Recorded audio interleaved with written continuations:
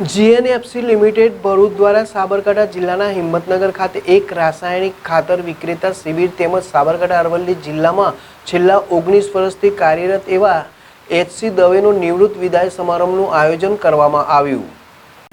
હિંમતનગર ખાતે એક રાસાયણિક ખાતર વિક્રેતા શિબિર તેમજ સાબરકાંઠા અરવલ્લી જિલ્લામાં છેલ્લા 19 વર્ષ સુધી કાર્યરત એવા એચસી દવેનું નિવૃત્ત વિદાય સમારંભનું આયોજન કરવામાં આવેલ। એમાં ઉપસ્થિત સાબરકાંઠા અરવલ્લી જિલ્લાના 100થી વધુ રાસાયણિક ખાતર વિક્રેતાઓ તેમજ ગુજરાત સરકારના અધિકારીઓ અને કંપનીના અધિકારીઓ ઉપસ્થિત રહેલ। દીપ પ્રાગટ્ય બાદ કંપનીના જિલ્લાના પ્રતિનિધિ એચસી દવે દ્વારા સમગ્ર વિક્રેતાઓ તેમજ અધિકારીઓનું સ્વાગત બાદ રાસાયણિક ખાતરના વેચાણ અંગેની વિગતવાર માહિતી તેમજ વિશ્વ લેવલે ખાતરના વધતા ભાવ અંગે વિક્રેતાઓને અવગત કરાવેલ।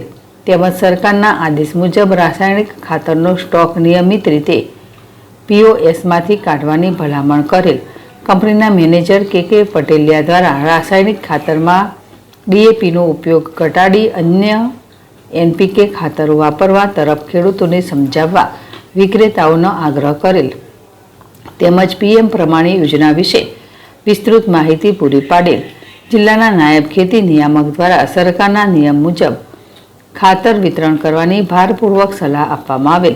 સભાના બીજા ભાગમાં કંપનીના સિનિયર મેનેજર એચસી દવે કે જેઓ 31 જુલાઈ 2025ના રોજ રિટાયર થઈ રહ્યા હોવાથી તેમનું તિલક તેમજ વિવિધ ઉપહાર દ્વારા સ્વાગત કરવામાં આવેલ।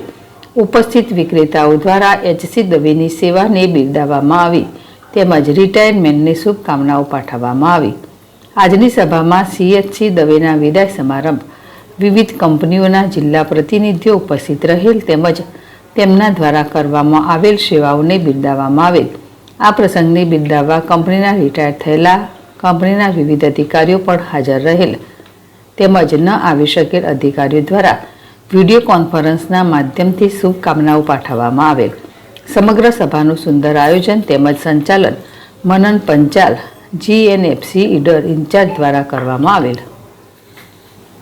રાવલ ZSTV પ્રાંતિજ।